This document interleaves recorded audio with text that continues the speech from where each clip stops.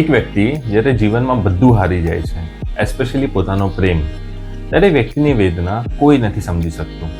અને એના માટે મેં એક કવિતા લખી છે. હારવા માટે તૈયાર છું બધું, પણ તને જીતવાની હોડ મારામાં નથી. કશું ના થાય તમારાથી, કે પ્રેમની ઓળખાણ તમારામાં નથી. બોલ્યા ચાલ્યા બધું માફ કરજો, કેમ કે માફ કરવાની તાકાત મારામાં નથી. હસતા રહેજો ને હસાવજો બધાને, કેમ કે રડાવવાની તાકાત તમારામાં નથી.